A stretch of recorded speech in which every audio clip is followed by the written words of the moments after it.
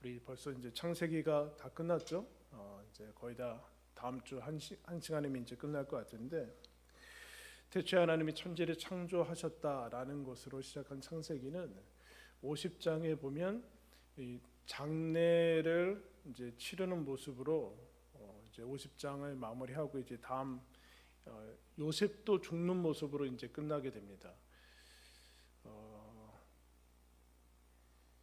이제 창세기가 앞에서는 그 아브라함과 이삭은 다 가나안 땅, 약속의 땅이라는 곳에 묻히는데 야곱만 지금 애굽에 내려와 있기 때문에 다시 그 땅으로 올라가는 모습을 보여주고 있고, 요셉은 애굽에서 죽지만 나중에 무려 여러분 400년이 지난 다음에 출애굽할 때 그 뼈를 가지고 나아가는 그것들이 이제 보게 됩니다.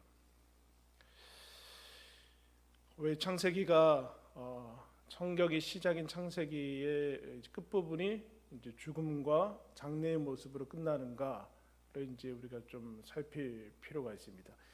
창세기 이렇게 장례를 길게, 그래도 뭐 이렇게 어떻게 보면 대규모의 모습으로 나타내는 그런 모습은 없는데, 이 창세기를 통해서 우리가 아주 기초적인 것을 배워야 된다라는 것을 이제 알 수 있습니다. 그래서 오늘 제목이 우는 법을 배우다라는 것인데, 여러분 우리 주변에 어느 건물이건 다 이제 학원이 들어가 있죠, 그죠? 영어 학원, 수학 학원, 국영수 학원이 정말 많이 있는 것을 봅니다. 영어, 수학 학원이 이제 대학 들어가기 위해서 필수적인 그런 과목이기 때문에 여러분 그렇죠. 이 건물 안에도 여러분 그리고 피아노 학원도 있고 태권도도 있고 바이올린도 있고 또 컴퓨터 학원도 있고 뭐 여러 학원들이 그야말로 있습니다. 다 필요하고 또 여러 가지 유익을 주는 것들이죠. 그런데 우는 법을 가르쳐 주는 데는 없죠, 그죠? 하나님께서 이제 우리가 많은 것들을 배우고 익히는데, 삶을 살아가는데 이제 이 땅에 태어날 때, 그래서 이제 짙은 구름 더 깊은 긍휼이라는 이제 책이 이제 얼마 전에 나왔는데, 그 책에 우연치 않게 애통에 대해서 이제 얘기를 합니다. 애통에 대해서 얘기를 하는데, 사람은 누구나 예외 없이 다 울으면서 태어납니다. 그죠? 그 슬픔의 눈물은 아닌데, 아기들은 다 사람은 태어날 때 이제 울면서 태어납니다. 그래서 모든 인간의 출발점은 동일하다. 그렇게 모든 인간의 출발점은 울음에서 시작하는데, 그래서 울음이라는 것은 인간에게 있어서 인간 존재의 어떻게 보면 필수적인 부분을 얘기를 합니다. 그래서 혹 어떤 작가는 그렇게 얘기하죠. 사람이 잘 사는 인생은 나는 태어날 때 울고 그것을 보는 사람들은 웃고, 그리고 내가 떠날 때 나는 웃고 주변의 사람들은 우는 게 아주 잘 산 인생이다. 그런 것이죠. 그렇죠? 내가 떠날 때 주변에서 웃으면 이건 좀 이상하죠. 잘 죽었다 뭐 그렇게. 그건 아니니까. 그 얘기를 지금 이제 합니다. 인간이라면 누구나 우는데 이 우는 것은 인간적인데, 그런데 오늘은 특별히 더 그냥 우리가 흘리는 눈물하고는 좀 더 다른 것을 애통이라는 것이 오늘 본문에 3번이나 이제 등장하고, 그것을 이제 좀 더 이제 표현을 해서 이제 애곡하는 것으로 이제 표현하는 것을 봅니다. 이게 50장 바로 윗절에 보면 왜 그러는가 그때 33절에 야곱이 아들에게 명하기를 마치고 그 발을 침상에 모으고 숨을 거두었다. 이제 야곱이 숨을 거두죠. 요셉의 아버지, 12지파의 아버지인 야곱이 이제 돌아가십니다. 큰 상실과 고통에 대해서 얘기를 하고 있어요. 인간이 마주칠 수 있는, 인간이 경험할 수 있는 아무도 풀지 못하고 이것을 해명하지 못하는 갑작스러운 상실과 큰 고통에 대해서 얘기를 해주고 있습니다. 그러면 이 고통을 인생에 있어서 누구나 다 경험하게 되는데, 그죠? 이 경험을 누구나 다 갖게 되는데 이때 어떻게 통과해야 되는가? 영어 학원에서 가르쳐 주겠습니까? 태권도 학원 가면 가르쳐 줍니까? 성경은 어떻게 이것을 통과해야 되는지 아는가? 인생에 있어서 이뿐만 아니라 여러분, 우리는 모두 다 그 단순히 이 죽음, 뭐 사랑하는 사람이 세상을 떠나는 것을 넘어서 끊임없이 인생을 살면서 어려움들을 겪게 되죠. 고난과 크고 작은 재난들을 우리가 겪고 있습니다. 오늘 지금 우리가 코로나의 어려움들을 겪고 있는데, 또 가정에서 여러 가지 문제들을 겪게 되고, 그것은 뭐 크고 작고의 문제가 아니라 어쨌든 계속해서 그런 것들을 경험하는 것들을 우리가 보게 돼요. 그때 어떻게 단순히 그냥 긍정적인 사고 방식이나 잘 될 거야라는 그런 것으로 인생을 통과하는 게 믿음이고 기독교적인가? 그렇지 않다. 성경의 첫 번째 책은 여러분 우리가 상상할 수 없을 정도의 그 애통에 대해서 이제 얘기를 합니다. 그래서 그 책에서 애통은 이렇게 정의합니다. 애통은 고통과 하나님의 선하심에 대한 약속 사이에서 씨름하는 상한 심령의 솔직한 울부짖음이다. 우리가 고통은 여러분 현실이죠. 고통은 분명히 현실입니다. 고통을 당할 때 그거를 부정하던가 아니면 분노하던가 두 개의 반응을 가질 수 있는데, 그래도 어쨌든 현실 속에서 고통을 당하는 것이, 근데 그것만 전부인가?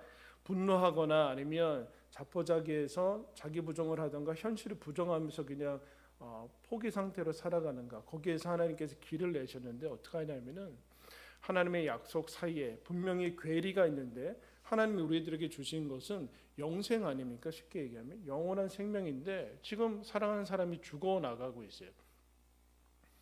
하나님의 약속은 그야말로 진짜 가짜가 아니라 진짜고 진리인데, 우리 현실에서는 피부에 와닿지 않는 것 같은 그 고통이 자꾸 온다는 거죠. 그 사이를 어떻게 메울 것이고 거기까지 어떻게 갈 것이냐. 그때 신기하게도 믿어 이런 게 아니라 애통해야 된다 그래요.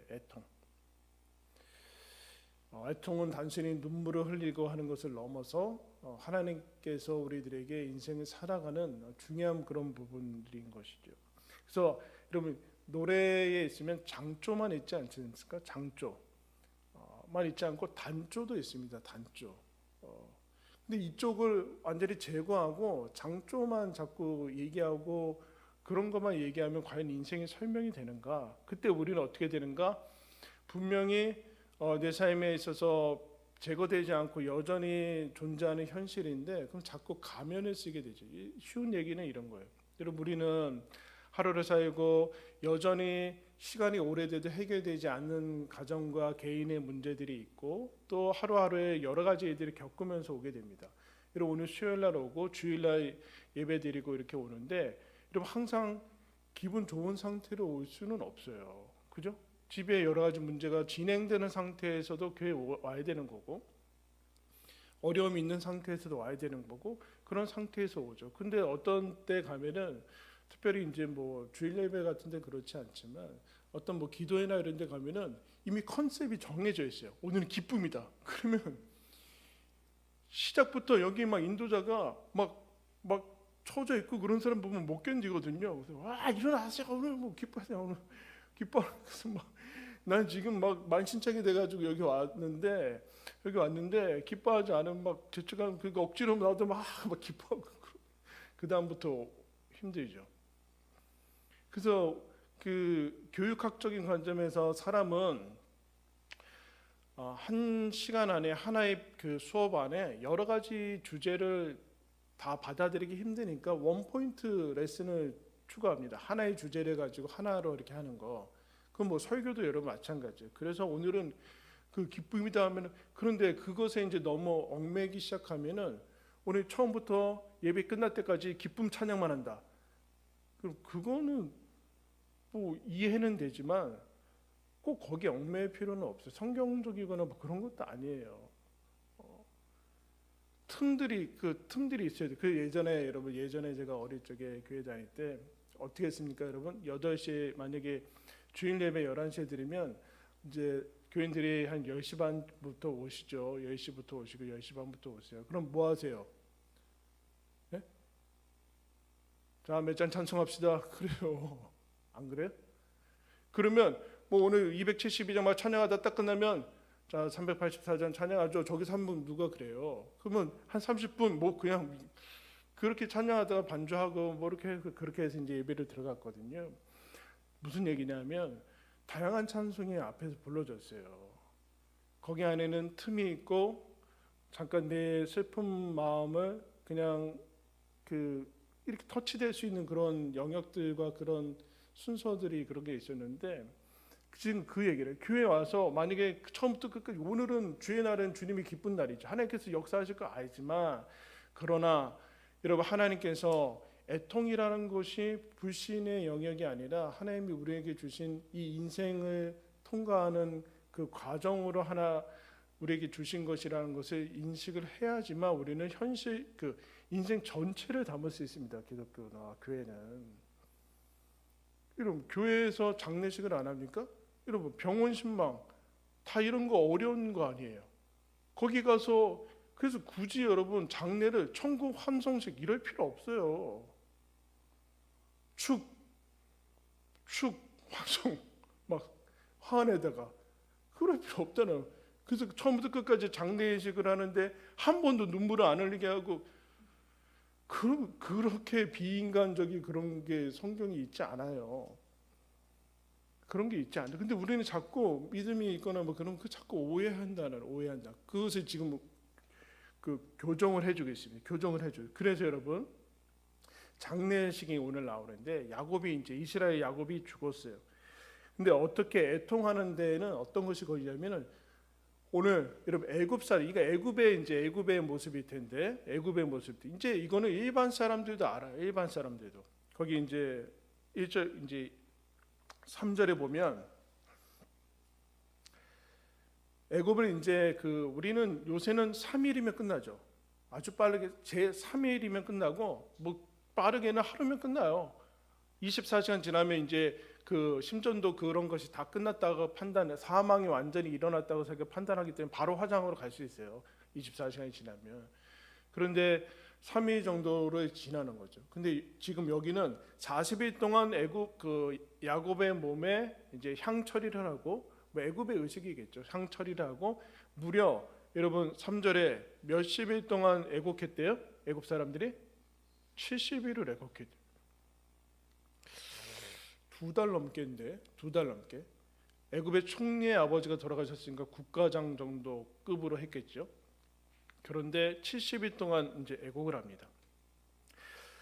이거는 단순히 그런 어떤 숫자 그런 것보다는 그런 다음에도 그 가나안 땅에 그 약속의 땅에 가서 그 타작마당에 이르러서 7일 동안 다시 애통하는 모습을 보여요. 이거는 애통은 그냥 순식간에 어떤 상실이나 고통이나 이 슬픔을 처리한다는 것이 그것이 내 삶에 스며들고 흡수하기 위해서는 시간이 걸린다. 그냥 한번 울고 이렇게 해버릴 수 없다는 거예요. 또 그럴 수도 없고 그러면 안 된다는 것이고 그럴 필요도 없다는 거예요. 그래서 지금은 많이 작아져서 3일인데 뭐 길어야 주일 기면 뭐 5일 뭐 그렇게 하는데 뭐 세상 사람들은 막 뭐 49일 뭐 이렇게 해서 막 그 의식이 있는데 그건 단순히 미신이나 그런 것을 떠나서 그 사이에 그렇게 그 시간이 필요하다는 거죠. 그 기간이 필요하다는 겁니다. 기간이. 이 고통과 말할 수 없는 어떻게 설명이 안 되는 슬픔과 애통 속에는 반드시 시간이라는 것이 애통은 시간을 필요로 한다. 고통을 겪고 그 사이에 내 영혼과 내 마음이 진정이 될 때까지 이런 운다고 죽은 사람이 살아오지는 않죠. 그럼 대부분이 우리가 겪는 고난이나 고통은 다시 원상태로 회복되지 않아요. 그죠? 원상태로 회복되지 않아요. 그런데 이 내 마음이 그것을 받아들이고 그 안에 많은 것들이 있겠죠. 왜 이런 일이 일어나는가부터 해서 도대체 그 수많은 하나님의 선하심에 대해서 의심하고 분노하게 되고 아니라고 부정하게 되고 현실을 부정하면서 이건 아니다, 괜찮을 거야 그러면서 다시 원래대로 될 거야라는 그 수많은 것들을 지나고 나서 진정이 될 때까지는 시간이 필요하다. 그래서 아까 그 책에서 이렇게 얘기해요. 애통은 우리의 슬픔을 하나님 앞으로 가져가는 행위이다. 애통이 없으면 고통에 의한 슬픔을 제대로 처리하는 법을 알지 못한다. 그래서 침묵과 원망, 분노가 우리의 영적 삶을 지배하게 한다. 애통은 크리스찬이 슬퍼하는 방식이다. 크리스찬이 슬퍼하는 방식이다. 단순히 우는 것을 넘어선다라는, 우는 것을 넘어선다라는. 그래서 여러분 오늘 이 사람들 보면 이 애굽 사람들 그리고 그 전의 모습들 이게 공개됐죠. 공개됐어요. 근데 저도 막 어릴 적에 가면 가는 데마다 어릴 적에 시골 따라가면 가는 데마다 장이 나요. 그래서 시골에는요 꽃상여라고 해서 잘 아세요? 동네에서 오늘날의 리무진 사람들이 다 짊어매고 동네 한 바퀴를 돌고 가요. 돌고 산으로 가거든요. 너무 오래된 사람 같네요, 제가. 이제 가면 언제 오나 막 이렇게 하면서 가요. 그걸 왜 얘기하냐면 그러면서 온 동네 아이들부터 동네 사람이 다 봤어요. 그거를 다 보고 뒤에 따라가는 유가족들은 울고 그러면서 다 알았어. 굳이 이 감당할 수 없는 슬픔에는 울어야 된다라든가 라는 것을 가르칠 필요가 없었어요. 근데 오늘날은 어때요? 장례식은 너무 여러분 화려하고 깔끔하고 빛과 번쩍하고 그렇죠. 그 영정 안에 여러분 고인이 있습니까? 아니요, 냉장고에 다 들어가 있어요. 옛날에는 병풍 치고 그 안에 놨거든요. 병풍 치고 고인을 거기 안쪽으로 집어넣었죠. 그래서 겨울이라도 여러분 불을 뗄 수가 없었어요. 왜요? 시신이 썩으니까. 그냥 그 상태에서 거기서 죽음과 삶을 경험하면서 이때는 기쁜 경사가 있을 때는 웃으면서 그렇게 우리가 그것을 승화시키는데 이런 거로 있을 때는 어떻게 승화를 하는 거를 자연스럽게 배웠습니다. 근데 오늘날은 그걸 배우지 않죠. 마치 우는 것은 실패한 것이고 될 수 있는 한 그거는 남들한테 드러내지 않아야 되는 것이고 모른 척 해야 되는 것이고 그러면 그렇게 되는데 그거는 하나님이 우리들에게 주신 삶의 이 중요한 이 길을 하나 놓치고 가버리는 거잖아요. 근데 이 사람들은 한번 따라하십니다. 이들은 울 줄 알았다. 이 사람들은 울 줄 알았어요. 여러분 70일 동안 울려면 울 수 있겠어요? 근데 실제로 슬픈 일을 당하면 내 안에 이렇게 눈물이 많았는가 라는 생각이 들 정도로 하염없이 눈물이 터져서 계속 나오는 것을 경험하는데 울 줄 알았죠. 그래야지만 울어야지 여러분 울어야지 이 슬픔 앞에서 울어야지 마음이 진정이 되고 영혼이 슬픔이 빠져나가는 것을 이들은 알았어요. 즉 애통의 시간이라는 것은 고통의 분량이죠. 큰 고통은 큰 시간에 필요하고 작은 고통은 작은 시간만큼의 애통하는 시간이 필요하다라고 얘기합니다. 그런데 인생 전체를 살펴보면 인생 전체가 크고 작은 애통의 슬픔과 고난의 연속이라는 것을 여러분 우리는 유치원 빼고 다 압니다. 유치원 빼고 다 알죠. 그래서 히브리서 5장에 예수님이 이렇게 얘기합니다. 예수님은 육체에 계실 때 자기를 죽음에서 능히 구원하시리 이에게 심한 통곡과 눈물로 간구와 소원을 드렸다. 예수님이 무슨 죄가 있고 그래요. 그런데 심한 통곡과 눈물로 그 인생을 그렇게 사셨다라고 얘기를 하고 있어요. 그 애통은 이 땅의 슬픔과 자기의 슬픔과 그런 것을 하나님 앞으로 가져가는 이 행위인데 거기에는 여러분 기한이 필요하다는 것을 얘기를 해주고 있습니다. 그 다음에 오늘 특이한 점들은 애굽이 요셉이 총리이기 때문에 그렇지만 7절 말씀 보면 요셉이 이제 아버지의 유언대로 위로 이제 가나안 땅으로 약속의 땅으로 올라가려고 하죠. 그때 누가 같이 가냐면은 바로의 신하들과 바로 궁의 모든 원로들과 애굽 땅의 원로와 요셉의 온 집과 형제들이 모두 함께 올라갑니다. 어린이들은 머니까 남겨두고 이제 가는데 모두 다 올라가요. 중요한 부분이 나와요. 중요한 부분. 40일 동안 이제 향을 채우고 70일 동안의 그 곡하는 기간을 하고 그 다음에 올라가면서 어떤 그리고 가서 또 7일 동안 하는데 여러분 우리도 장례 예식을 하죠. 예식이라는 거. 예식이라는 것이 뭘까요? 굳이 왜 예식을 할까요? 그 밥도 주고 밥은 왜 주는 거예요 도대체 장례식에서? 어? 그 빈소 차리는데 돈 들어가는데 뭐하러 그 빈소를 차립니까? 왜 예식을 해요? 그 예식이란 애통의 틀을 마련하는 거예요. 애통의 틀을 사람들에게 그 소식을 알리고 애통할 수 있는 틀을 마련해서 그 유가족뿐만 아니라 슬픔을 당한 사람뿐만 아니라 거기에 오는 모든 사람들도 그 틀 안에 같이 들어와서 애통할 수 있게끔 그 공간을 마련하는 거죠. 그 오늘 또 보게 되면 뭐가 하는가? 커다란 큰 행렬이 나오는데 어떤 사람들이에요?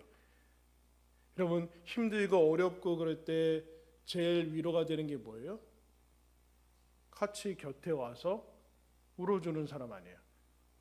같이 와서 아무 말 없이 와서 내 어려움에 오는 사람, 장례식에 오는 사람, 와서 있다가 가주는 사람, 그리고 같이 울어주는 사람이 가장 중요한 여러분 역할을 하게 되죠. 왜 같이 울까요? 혼자 울면 되는데.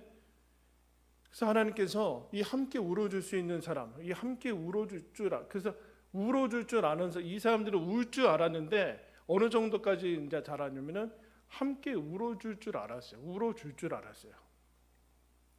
그러니까요, 우리 웨슬리 교회는 바라기는 누가 장례 나면은 나 모르는데 모르는 사람한테 부조하라고 그러지 말고 그냥 가도 되니까 가서 같이 가는 거예요. 우리 교인이라는 이름으로 가는 거예요. 무슨 얼굴이 알고 그런 게 아니라 가서 거기에 있어주고 누가 아프면 같이 가주고 그게 여러분 그 슬픔을 통과하는 아주 중요한 것이죠. 함께 울어준다고 함께 울어주면 뭐예요 여러분? 해결도 안 돼요. 함께 울어줘봤자 해결도 안 되고 죽은 사람이 대체되지도 않고 내 그 고통이 경감되지도 않아요. 뭐 슬픔이 반으로 되지도 않아요. 아무런 실제적인 해결책이 되지 않는 것 같아요. 그런데 여러분 이것이 함께 울어주는 이 애통을 같이 한다는 것 자체가 놀라운 일들을 여러분 하게 됩니다. 그냥 곁에 있어주는 것. 그래서 애통이라는 거, 이 슬픔과 인생을 살아가는데 애통이 시간뿐만 아니라 같이 애통하는 사람들이 필요하다라는 것을 얘기를 해주고 있습니다. 그래서 우리가 로마서에서 얘기하지 않습니까? 너희는 우는 자들과 함께 울어라. 그 얘기. 애통해라. 같이 애통해라. 같이 애통해야 된다. 그게 여러분 교회의 공동체죠. 그 다음에 이 사람들이 애굽 땅이 상징적으로 상생이는 애굽 땅에서 이 장례를 끝내지 않고 야곱이 유언한 그 즉시 이제 가서 약속의 땅이었던 아브라함이 묻히고 이삭이 묻혔던 곳으로 이 긴 여정을 갑니다. 이거 하나의 상징적인 거예요. 그러니까 애굽은 이 땅이 이 세상 이 땅 우리가 사는 세상이고 그야말로 가나안 땅은 이제 하나님 나라를 얘기하는데 이 땅에서 우리가 하나님 나라를 가는 그 긴 여정 속에 어떻게 도착하게 되는가 중요한 다른 것들이 있는데 뭐가 있는가 애통으로 하나님 나라 가는 사이를 채워야 된다라는 얘기예요. 땅과 하늘 사이에 그리고 고통을 겪을 때 그야말로 헛것같이 아무 이제 무의미하게 느껴지는 하나님의 약속 사이에서 그 길을 걸어갈 때 애통하면서 가야 된다.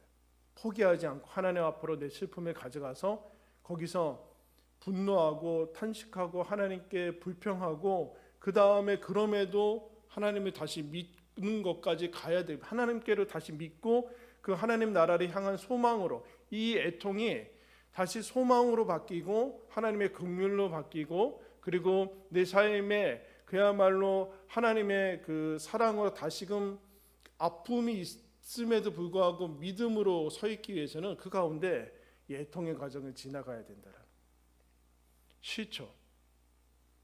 우리는 항상 룰루랄라 하는 것으로만 채워지면 좋겠는데 그런 건 없어요, 여러분. 그런 건 없어요. 근데 이건 싫어요. 그런데 싫어한다고 애통을 안 하면 우리는 하나님이 주신 귀한 것들을 다 놓치게 됩니다. 여러분, 이 사람들이 가나안 땅으로 올라가면서 70일 동안 이미 곡했고 올라가면서 가서 멈춰서 7일 동안 이렇게 얘기합니다. 7일 동안 거기 10절에 보면 그들이 요단강 건너편 아닷 타작마당에 이르러 거기서 크게 울고 애통하며 요셉이 아버지를 위하여 7일 동안 애곡하였더니 그 땅 거민 가나안 백성들이 아닷 마당의 애통을 보고 이르되 이는 애굽 사람이 큰 애통이라. 애통을 계속 반복하고 있어요.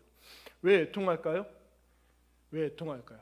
이제 여기 정도에 이르렀으면 이제 이들은 바뀌었을 거예요. 하나님에 대한 그 원망과 분노와 그 하나님이 왜 이렇게 일하시는가에 대해서 넘어서서 이제 하나님 나라에 대한 소망으로 우리 마음을 채우게 되고 하나님의 약속을 부여잡게 되고 자신의 연약함을 고백하게 되고 하는 일들이 이 애통하면서부터 알게 되죠. 애통하면 계속 울고 곡하고 하나님 앞에서 그 고통을 내어놓으면서 이 고통은 객관화되고 점점 원래의 사이즈로 돌아가게 되고 이 고통이 우리에게 하나님께서 우리에게 약속하신 것들을 하나도 빼앗아갈 수 없구나라는 인식을 하게 되면서 이제 사람들은 원래의 믿음의 삶으로 돌아오게 되죠. 그 역할을 여러분 하게 됩니다. 그래서 그 책에서 그 애통을 이렇게 얘기해요. 애통은 하나님의 주권을 믿지만 비극이 가득한 세상에서 살아가는 사람들의 언어다.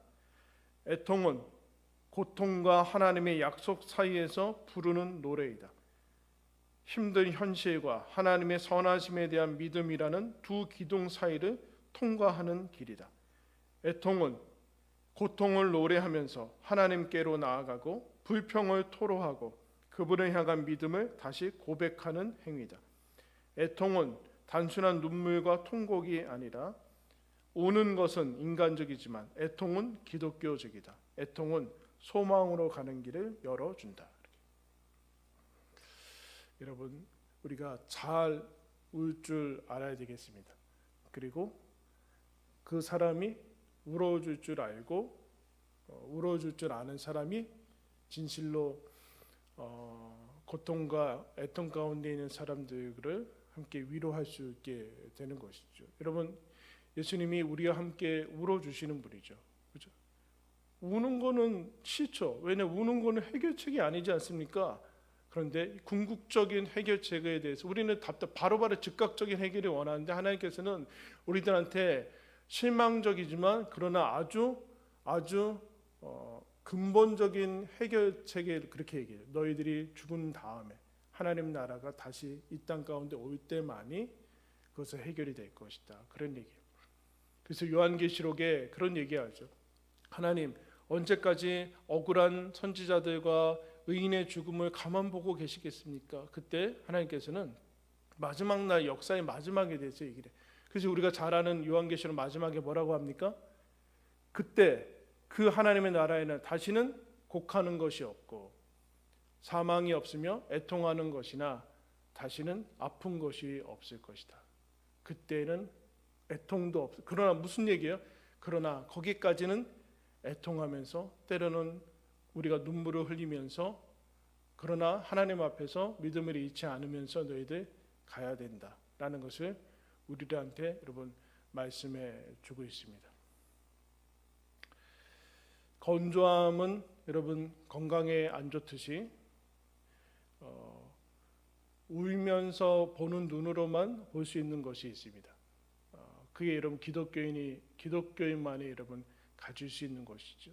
하나님이 우리에게 주신 약속, 은혜를 가진 사람만이 이 땅의 모습과 우리 자신의 모습을 보면서 진정으로 울 수 있고 우리는 가장 큰 슬픔 앞에서도 울지만 우리도 슬프고 애통하고 어찌할 수 없는 그것에 울지만 그러나 여러분 그것이 다른 이와 같이 소망이 없는 슬픔이 아닌 것을 우리는 그 애통의 끝에서 만나게 되는 것을 봅니다. 여러분 애통하는 것이 없으면 좋겠지만 그러나 이 시간 애통하는 것을 통과하고 있는 사람이 있을 수 있고 앞으로 그런 것이 다가올 수 있는데 그때 여러분 부끄러워하지 마시고 그 슬픔을 하나님 앞에 가져가시고 그 앞에서 애통하시고 우시고 또 그 모습을 보고 그와 같은 환경에 처한 우리 지체들 볼 때 함께 울어주면서 마침내는 모든 눈물을 우리 눈에서 닦아주시는 하나님의 나라가 다가오고 있다라는 소망이 우리 가운데 충만해지는 것을 누리며 또 우리 인생을 그렇게 통과해 나가는 저와 여러분들 되기를 예수님의 이름으로 축원합니다. 기도하겠습니다.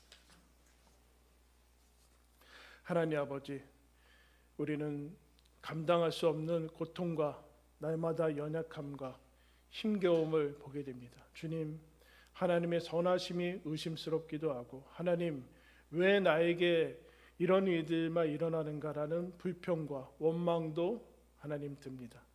하나님, 그때 우리의 슬픔과 고통을 주님께 가져갈 수 있도록 우리를 이끌어 주옵소서.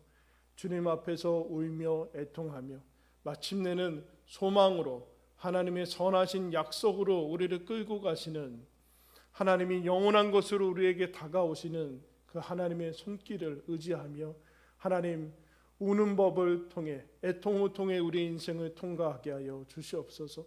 함께 울어줄 줄 아는 우리의 믿음의 지체들 되게 하여 주시고 하나님께서 우리를 사랑하시고 우리의 인생을 이끌어 주시는 그 귀한 우리의 눈물을 닦아주시는 하나님의 나라와 하나님께서 계시는 것을 늘 믿으며 걸어가도록 주님 도와주시옵소서. 혹 지금 많은 애통과 고통 속에 있는 지체들 주님 그 눈물을 기억하시고 닦아주시고 위로해 주시기를 간절히 원합니다.